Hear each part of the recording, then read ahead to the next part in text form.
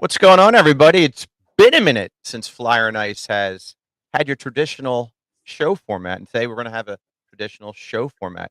We are very lucky to be joined by the great OHL, USHL scout, Matt Moran. Matt, thank you for joining Flyer and Ice. We really appreciate it. Yeah, good to be back, guys. Thanks for having me. And with us, as always, is Nick Tosti. And before we get started, check us out on YouTube, subscribe, tap that bell, and you'll be triggered to all our wonderful programming. Now, this is the eve, essentially, of the 2022 NHL draft. And I guess, fortunately, the Flyers are a top 5 pick, but unfortunately, the Flyers are a top 5 pick because they had probably the most horrific year in their history. So, Matt, what is your overall take of this draft? We remember the 2015 Eichel McDavid draft, or I should say the McDavid Eichel draft. Next year's draft with Bedard, Mitch Cobb, and Fantilli supposedly is going to be a special draft. Is this draft average, a little above average? Where do you think it ranks? You know, I'd say talking to friends around the league relative to other years, it's certainly more on the average side. There's always going to be a couple of really good players that maybe not everyone's eyeing in the top, 5-10 or in the lottery that'll emerge and be, franchise cornerstones. But that said, it's average for everyone, right? So it's a level playing field for all 32 teams, and it's on their development staffs and scouting staffs to turn these guys into bona fide NHL players. But it certainly lacks the star power, or maybe the immediate day one impact star power that some of the other, the Eichel McDavid draft, certainly the Bedard draft next year, has. So a little bit more muted excitement around the league than in other drafts past. Matt, let's get to some juicy stuff here before Dan puts up the top 10 projected players. Yeah. What is any doubt, and I think there is in your mind, that Shane Wright goes number 1? Yeah, it's certainly picking up steam that he may no longer be the consensus, number 1 guy to Montreal. They're doing their work. They've got a brand new management group there, right, with Kent Hughes and Jeff Gordon taking over midseason. Wright's been under the microscope since his underage years, an exceptional status player in the OHL, and those guys always just get viewed a lot more because they're in the limelight longer. And to maybe make a Flyers tie, quickly off the top here, not that he was an exceptional status player, but Sean Couturier, the year before his draft in 2011, I think, was projected to be, 1 or 2, and he was a late birthday, and so had that extra year of, kind of professional scrutiny, and I think he fell to 8 or 9. And if you were going to go and do a redraft of that one, he's probably a top 5 pick. And so, Shane's certainly been under the microscope a long time, but the guys that are nipping at his heels, Slafkovsky and Logan Cooley, have earned the right to be in the conversation just as much as Shane has maybe played his way out of it. And so what I've been hearing is that people are indicating that Montreal is going to take Slafkovsky, and we'll see where the dominoes go from there, right? All it takes is one team to not have Wright number 2. Maybe New Jersey holds the pick, maybe they don't. He could be sitting around for longer than he hopes. Now, Matt, if you were the general manager of any team, yeah, do you go with the best player on your board or the best player at a position of need if the skill difference is minimal? I'm going best player every time. Position is tougher. Things change, throughout the course of a season. Someone gets hurt, someone becomes available that you never thought was available. My job as a manager is to put the best players in our organization, regardless of where they fit. We'll find room for them if they're meant to be, kind of in the mix. And so I'm going best player available. But again, that's different for every team. And someone that looks at, Shane Wright says he's the best, probably looks at the game differently than someone who thinks Slafkovsky or Cooley is the best, quote unquote. So it's just an interesting dynamic. And some teams don't think that way. A lot of people are saying we're only taking a D in the first round, right? And so it's easy to manage around their picks, right? Knowing that, 2/3 of the board is off the table. I'm going to, real quick, before Nick jumps in, I'm going to put the projected top 10 up just so our audience can take a look, and might help Nick with his next question. Hold on here.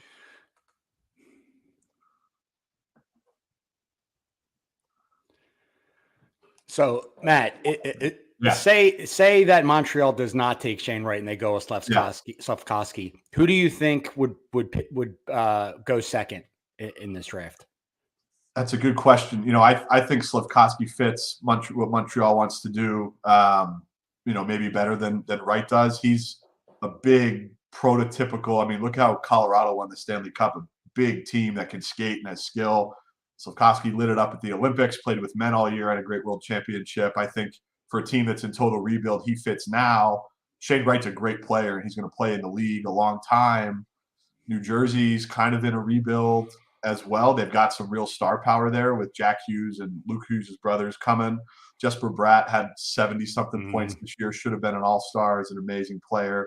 I can see him going it too, but, who's to say New Jersey keeps the pick, right? Someone loves Shane Wright and jumps up and grabs him, or someone loves Cooley. It's hard to say, but I could certainly see Shane fitting anywhere across the board, 2, 3, 4, 5.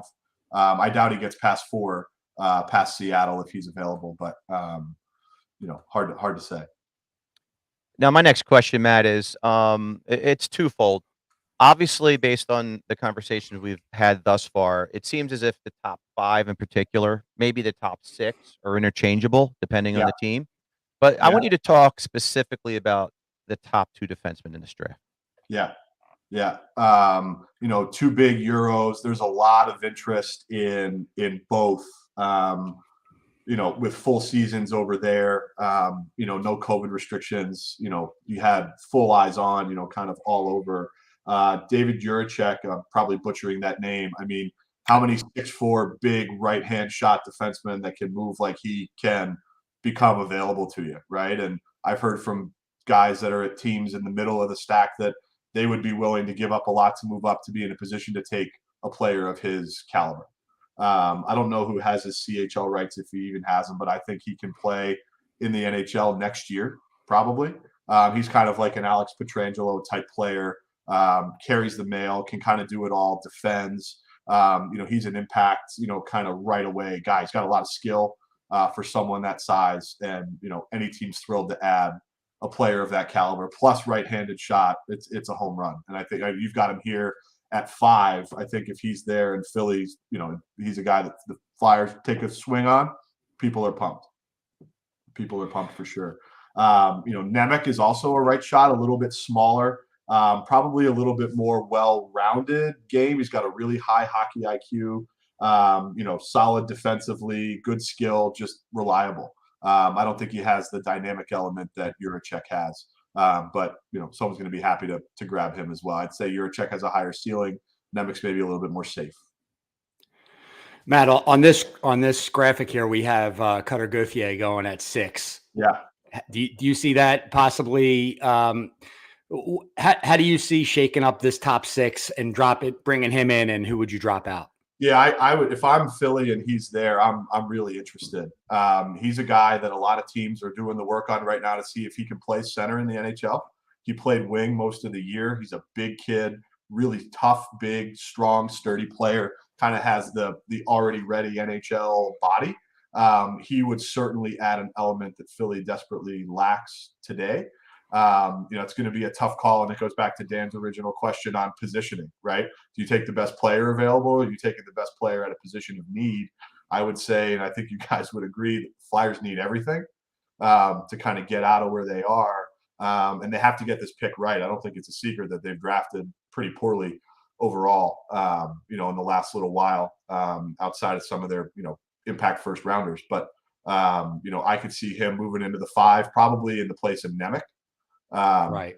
If just based on what I'm hearing, if Slafkovsky goes 1, Wright and Cooley maybe interchangeable at 2, 3, neither of them get past 4, and then it probably starts with Philly. So then you see a 4, 5, 6 being a Nemec, Jiricek, Gauthier mix. For sure. And, interchangeable parts again. Some teams draft on need, some teams draft on skill. Maybe someone steps up and takes, Korchinski's getting a lot of chatter.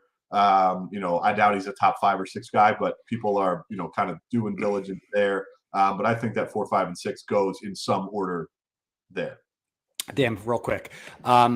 So one guy I wanted to ask you about, Matt, and I know you've watched a lot of his play just because he was, a U.S. player and he was probably right in your wheelhouse, is Matty Savoie.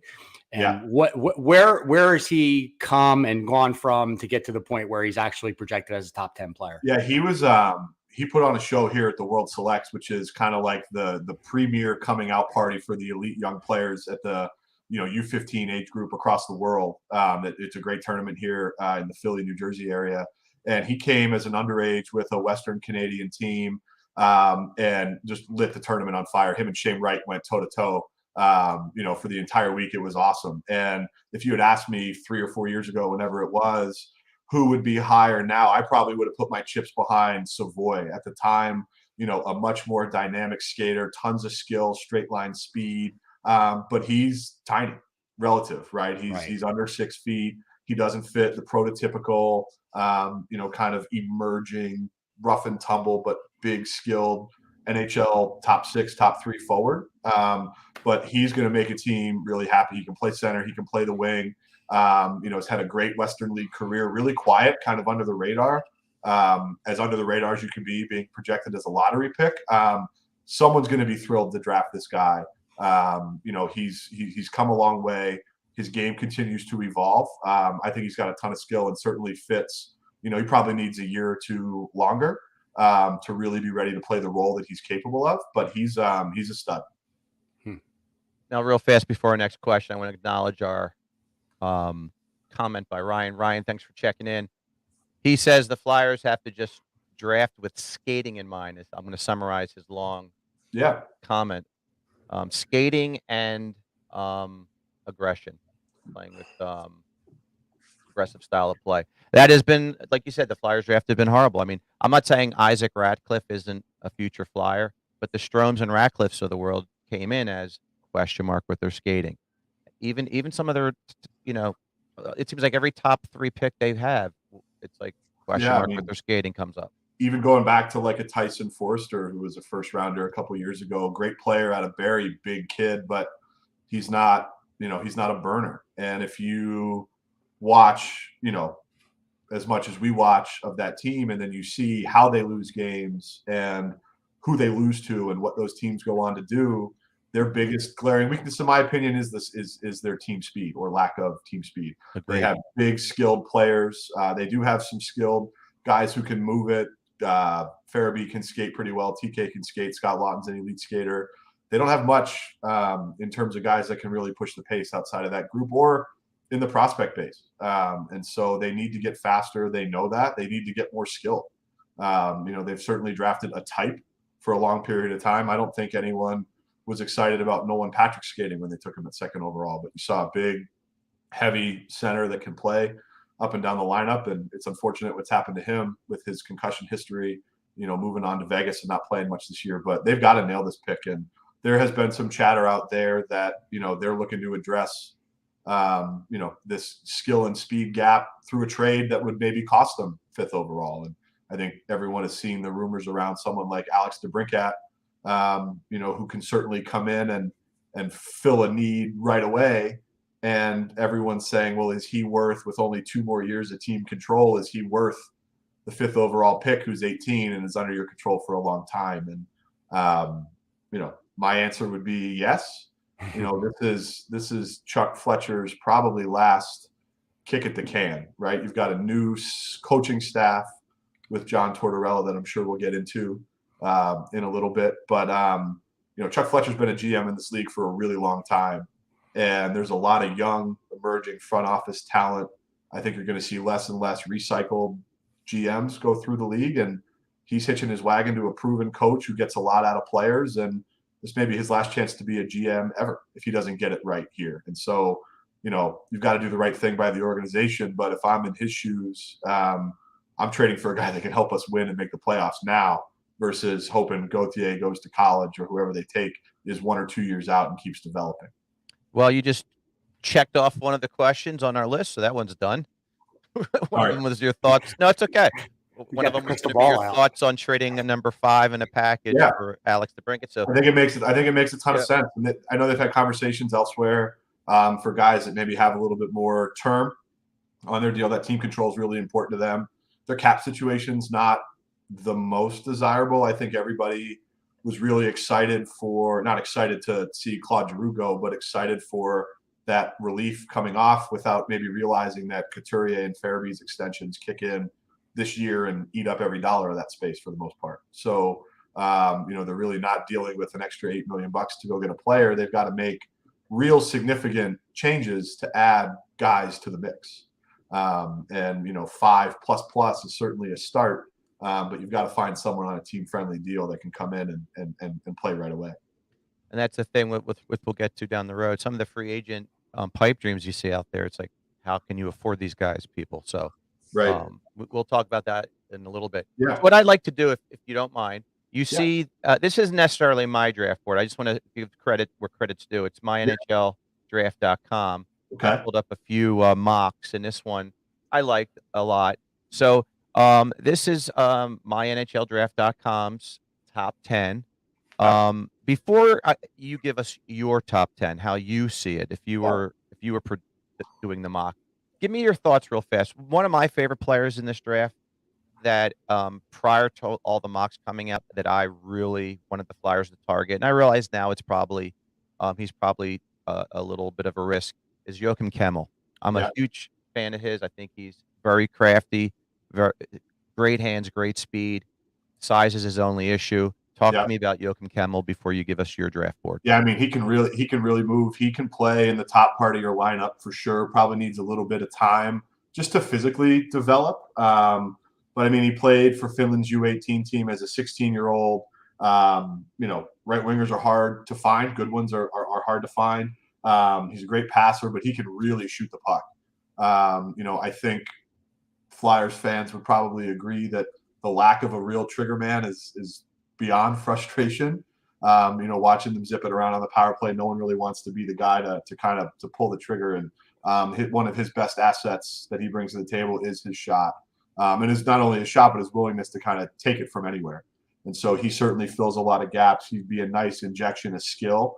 And he's a guy that maybe someone steps up for. Or, I think I don't have the board right in front of me, but I think there's multiple teams with like 2 or 3 firsts. And so as guys that are sitting with multiples in the 20s, watch the cards flip, maybe 2 picks become 1 and move up and get a guy like that who's got a really special weapon, versus letting the board fall back to them.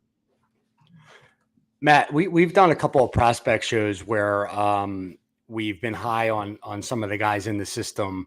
And one of them, who I'd like to get to, other than the ones that are still in the system, was Connor McLennan and just kind of what went wrong there. But where do you see like a Forster or an Allison and Tuamala, Brink, Denoyer, Wisdom, like any of these guys ready to make the step this year? And then, to follow up with that, what happened to McLennan?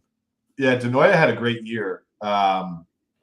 It's just a matter of you got to make room for a guy like that, right? And I think if they, a lot's going to hinge on what happens to Ryan Ellis and his cap hit and the mechanics of filling that hole. I think he's like 6.5, right? And I've heard different things about that situation that I wouldn't share because it's medical, right? And that's just not appropriate. But there's a question if he's going to be ready to start the season. I think if you pay enough attention, that bottom 5-6 up front was kind of a cast of rotating characters, right, throughout the course of the year. And that's certainly hard to mesh with as an everyday player, right? It takes a long time to build chemistry with someone when you're playing 9 to 12 minutes a night. and the parts are just moving through the cycle and different line mates all the time. Denoye had a great year. Like I said, it's, maybe there's a chance, but it depends on those guys creating space, right? If Chuck decides to swing for the fences and trade a Provorov to let Cam York step into that one role, Keith Yandel's gone, right? Then there's room, and you see at a certain point, you're going to have to see what your kids have, right? And on a team that's rebuilding with a coach that's won a cup and plays a hard style, this is a great opportunity to do that. The question is this group going to have enough time to see what they have, right? This management group. So, look, on the prospect front, McLennan lit up the Western Hockey League. It's hard, it's hard. Some guys' games just don't translate, to the style, and people get drafted by the wrong being relative organization all the time. You're enamored by the skill, or a scout pounds the table for you, and new coach, new style just doesn't fit the bill. I don't know where he stands in terms of American League next year or what, but you rarely hear his name. I think he didn't resign him. I believe he's eligible for this draft again. Right? Is he eligible again? I think he is. Yeah, so I think he went back in. And it could be style. It could be a bunch of stuff. They have a great Western scout who's been there for a while, but he certainly had the chance to prove himself and had a great year statistically. I just don't know what their plans are, for him. And a guy like Forrester, first-round pick's going to get every chance in the world to play, and he hasn't really had the chance to prove it yet, right? Yeah, it's hard with these OHL kids, even going back to this draft with Shane Wright and some of these other guys. They lost a whole season. They were the only league that didn't play at all during COVID. The Western League and the Quebec League got games at least. Ontario shut it down, so you lose a year of development. There's a lot of players in here that are being picked, after 1 year when it should be 2, which is hard. How do you benchmark them, right? So Forrester is going to have every chance to prove that he can do it. Wisdom, the same thing. But, it's just how patient are they going to be, because it's clear that it's a win now mentality. But I could see Denoye probably making it first out of that group that you just mentioned. Yeah. So, Matt, do you want to go through the exercise of seeing how this draft board compares to what you have on your top? Let's go top 7. Yeah, that works. I mean, I can kind of use based on stuff you're hearing versus, Gen Pop, maybe reading boards. I would say I would have assuming no one trades picks, right? I would say Montreal takes Slafkovsky at 1. New Jersey probably takes Wright at 2. I would say Cooley would be a no-brainer to Arizona, but for the fact that I believe they are enamored with size. And he's we didn't really talk much about Logan. He is as dynamic of a player as you'll find. We watched him a ton in his U15 and 16 years. He's from Pittsburgh and played up as a U15 and 16. Has always been dynamic. Never a doubt he was going to be, kind of where he is now. Committed Notre Dame early. Decommit. I think he's going to Michigan or Minnesota. He's probably a one-and-done player in college. He would be a no-brainer in Arizona from a skill and kind of all-out perspective. I've just heard that they're enamored with other attributes of players, right? And so you could see a Jiricek there or a Gauthier there. But if I'm forced to make a call, I would say skill wins out, and I'll take Cooley at 3. Him and Keller would be a pretty dynamic pair for a team that really doesn't have much. I would say Jiricek probably 4 to Seattle, Gauthier 5 to Philly, and then Nemec who has 6, Columbus from the Seth Jones trade. So Chicago swings and misses there. Put Nemec there, I think is what I said. And then Ottawa, they might trade out from what we're hearing, but say Kemmel I would put Kemmel or Savoy there at 7. I could see someone reaching for Savoy. So pretty close. Again, it's a crapshoot after the first 3. There's guys people love, and there's guys that are heated debates. Kind of right out of the gate. You don't see a lot of Russians up here, right? With all the stuff that's going on, there's a lot of Russian talent. Miroshnichenko obviously had a bad. He was sidelined with a health issue this year. He could have been a dynamic, top of the draft player. That's just not. I don't think anyone's willing to take a gamble on someone like that. Or you look at someone from the U.S. program like a Frank Nazar, who is just as skilled as a Cooley and super dynamic, but he's 5'9" if you love him, right? And so how do you take a swing on that? I've seen boards that have him in the low 20s, and I've seen other guys that have him in the top 10. So, like I said, I think the draft really starts at 3 or 4, which will be exciting. Now, you referenced earlier Torts coming in and a whole new coaching staff. One of our biggest complaints with Vigneault was he did not cater to young players, did not develop young players. Yep. What do you know about John Tortorella's mindset towards younger players? Yeah, I mean, I think he's a guy that wants to win at all costs. You can see it in, how he talks to the media, how he talks and protects his players publicly. That's a guy that people want to go to war for. He's won a Stanley Cup. He pulled off maybe one of the greatest upsets in modern NHL playoff history with that Columbus Blue Jackets team sweeping that absolutely loaded Tampa team before they went on that dynastic run of theirs. Guys like playing for him, right? It's a lot of the chatter around was that, if you hire Tortorella, you're not going to be able to attract high-end free agents because he's a hard ass, right? And people, guys that are making that much money want to play in a country club. And, everyone I've talked to after the hire has been pretty excited, other than being worried about his training camps, which are notoriously difficult. But this is a team that has started slow out of the gate for how many years in a row, right? And then they kind of never get going and you sputter and it's hard to get excited or hard to get any momentum. And they go on these big losing streaks and it's just kind of lather, rinse, repeat. And so I think they've already announced Brad Shaw is coming in as an associate or an assistant coach. He's one of the best penalty killing minds in the league in a long time. That Columbus penalty kill that year they beat Tampa was like elite. I think they set records in the playoffs, like unbelievable. That used to be a really strong suit of the Flyers. They were just hellacious penalty killers, right? Tenacious. And that's fallen, by the way, their special teams has just been a disaster for years. So it's definitely a new injection. I've heard guys are excited. He had Cam Atkinson in Columbus who loves him. And there's a bunch of free agents that I've heard are not averse to playing for a guy like him.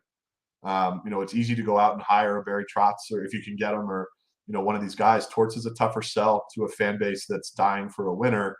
And like I said prior, this might be Chuck's last chance ever as a manager, right? And so, hey, Jim Montgomery, great redemption story, or do you go hire a Kirk Muller or give someone their first chance like Hexie did with Hackstall?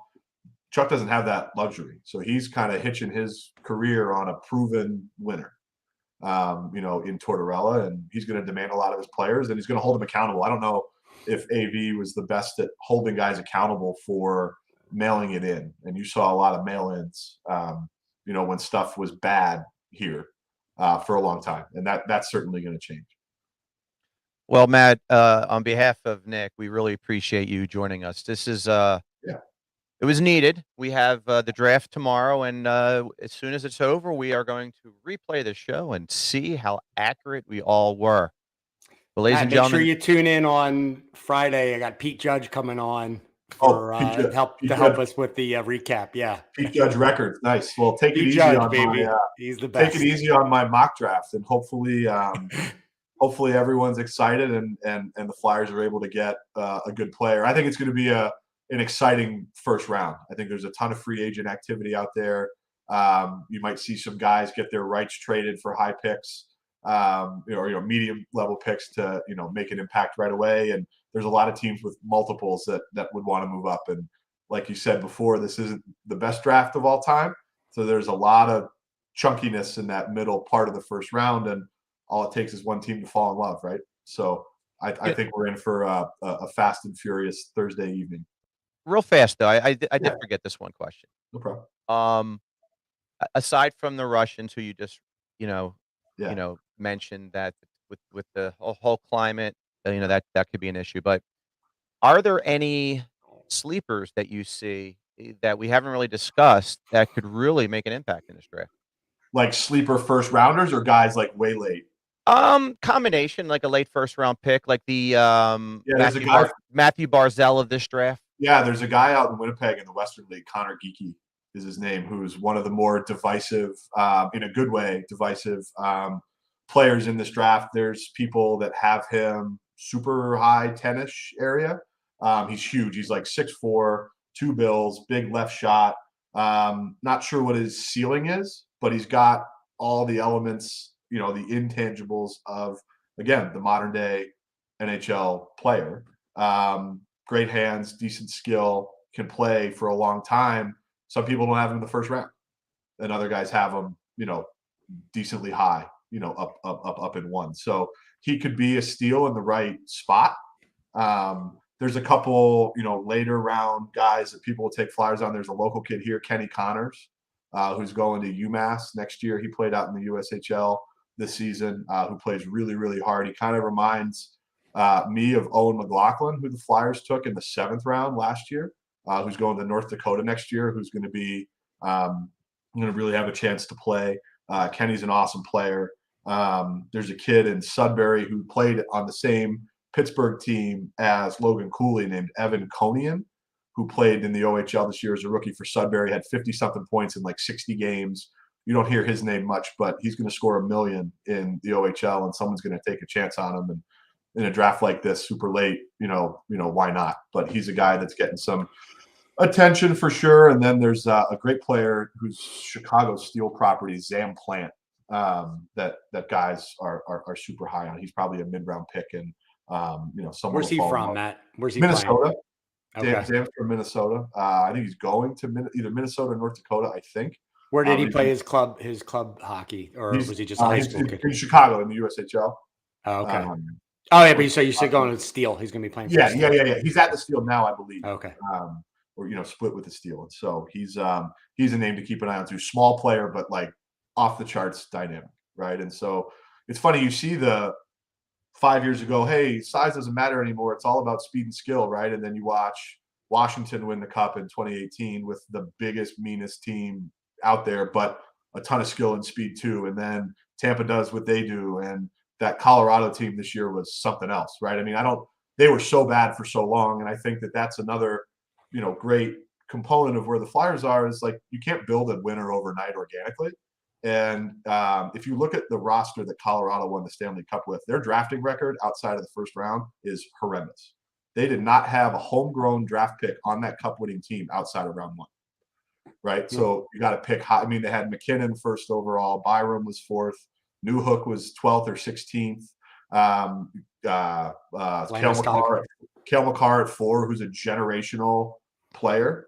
5, he's won a Division I national championship, a Hobey Baker, a Norris Trophy, a Conn Smythe, and a Stanley Cup at the age of 23. And went 2 picks after the Flyers took Nolan Patrick. Right. And so we're aware. Colorado has nailed the first round, but has missed on everything below that, right? And they won a Stanley Cup with an average at best goaltender, but they've nailed their pro scouting and their first round drafting. And so you can't rebuild a team like that overnight. But that's the model now. So it went from big, heavy, hard to then speed and skill and size doesn't matter to now it's a combination of both. And so, just it throws around the evaluation criteria like crazy.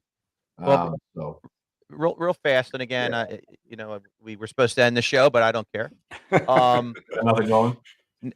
Nick and I, almost 2 years ago, when we started Flyer and Ice, we were kind of during our shows referencing the Rangers are going to be good, ladies and gentlemen. We really like what the Rangers have, and I was always, Shesterkin. He's my favorite goalie in the league. He's like a modern day Bob, but bigger, with those telescopic legs. Modern day. I said the Rangers are coming, and I also contend the Senators and the Red Wings are coming. And I don't know what your thoughts on that are, but that's how the Flyers need to build a team. Yeah, I mean, if you remember, the Rangers like 3 or 4 years ago sent a letter to their season ticket holders architecting a rebuild, right? And they prematurely fired their general manager, in my opinion. No doubt about it. And Chris Drury was ready, and he was going to get a job at some point, but those guys the coattails. 2 years after that letter went out, right? And look, they got a little bit like they won the lottery, right? Getting a player like Lafreniere, who's not. But he didn't set the world on fire, so he's not nearly what he will be, right? It's hard getting. He's a late birthday, so he had 3 years in the Quebec League, more eyes on him than normal. Averages draft, tons of hype. Broadway, MSG, 41 nights a year, hard, right? Living in the city. But Adam Fox architects a trade to, if you recall that tree, Calgary to Carolina, won't leave school. Rangers take him. Guess what? I'm out of here. That wins a Norris Trophy, right? Artemi Panarin, home run free agent signing, right? Everyone was like, oh, well, Chris Kreider's obviously going to get traded. Well, why? Just because you're rebuilding? He's a great player, scores 50 this year, right? Shurkin in net, unbelievable, right? And that run was awesome. Flyers fans would be thrilled with the Rangers run in 2 years, right? Kind of an out of nowhere run to the Eastern Conference Final, and they've hit on some trades too. Andrew Kopp was an amazing addition from Winnipeg at the trade deadline, and I don't know. He's a guy, if I was a Flyers fan, I would keep an eye out for. I don't know if the Rangers are going to be able to afford him. He's probably going to command 5 and change. But if you're a team with a bunch of glaring holes like the Flyers are, he's a guy that makes a lot of sense, and you make room for someone like him. But that trade was a home run. They traded for Frankie Vetrano from Florida, right, who kind of got boxed out there because they knew they were going to bring in Giroux and had to clear space, and he had a great impact on the Rangers. And so these guys what's that? Zibanejad. Zibanejad is unbelievable. These guys that nail pro scouting are really the cream of the crop, right? And there's trades that aren't super splashy, and then there's trades that, like, who would have thought in March or April, whenever the deadline was, that Colorado getting Andrew Cogliano from San Jose for whatever they paid for him was going to be a critical component to winning. And that guy was an unbelievable warrior during the playoffs, right? And Lehkonen was an unbelievable trade. These guys nail it. And it's not the headline flashy superstar. And someone's going to go out there and pay for JT Miller from Vancouver. And he's unbelievable, but you got to sign him as well. And he's going to make $9 million, and he's older. So you're stuck with him. But the Rangers kind of did it the right way, but they got lucky too, right?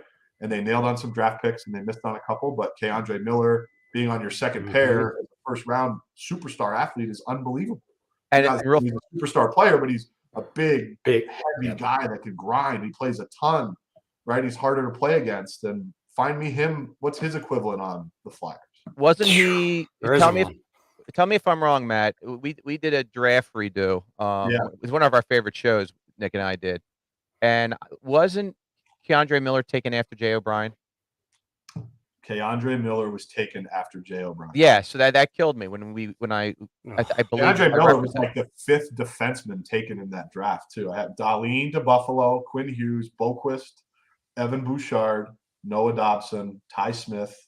Wow. And then Ryan Merkley to San Jose, who's played 38 games, and then Keandre Miller. Right? So it just goes to show you. But he was at NTDP in Wisconsin, and hey, if you watch these teams build their grids, right? They build an overall list, but it's populated by position, right? And so in a draft that was deep with defensemen like that one was, if he's 7th or 8th on your D board, how is he going to climb higher than where he went on your overall grid, right? That's why those cross grids exist. And so it's always easy in the rearview mirror, but he's a dynamic middle of the lineup player that impacts the game and has a material impact to winning. And they've done it early. And I think Ottawa says they've been close forever, right? Or it always feels like they're close forever. They just bought out Colin White, which was a bad, long contract. And but they've got some young, good players coming. Shane Pinto is finally healthy. He's going to be a real impact player there this year. And they've got good young players there. Kachuk's unbelievable. Some good young guys on the back end. But they built through the draft because they're not signing free agents. I think Philly can do a combination of both because it's an attractive place to play and they're going to spend money to win. And I would say there are things that this management group has wanted to do that have been shot down by the higher ups because they're not willing to kind of cycle again and rip it down to the studs like the Rangers did or like Detroit is going to do now. Detroit's going to be bad for a little bit longer, I think. But Newsy Lalonde's a great hire behind the bench, won 2 Stanley Cups. Moritz Seider's one of the best players in the league already. He's 21 or however old he is. Dylan Larkin needs to get re-signed, but they've got everything. And it's a great blueprint. And Steve Yzerman built those Stanley Cup teams in Toronto and Tampa, even though he didn't get to hoist it with them. Right. He was the architect of that, right? And Julian Brisebois is amazing, but Steve's going to do it again in Detroit, no doubt. So that's a great comp by you, Dan, to say, can this team architect in that way? Probably. Let's hope. So again, this is the official ending of the show. Yeah, sorry. No. I'm the one. I'm the one that threw the questions out at you. It popped in my head. I have nothing left in the tank up here. So, on behalf of Matt, on behalf of Nick, I am Dan Green. We are Flyer and Ice. And again, as Nick said, we will be back on Friday post draft with Pete Judge. Ladies and gentlemen. Pete Judge Records. Yep. All right. Enjoy the draft, and we'll be back very soon. Take care, everyone.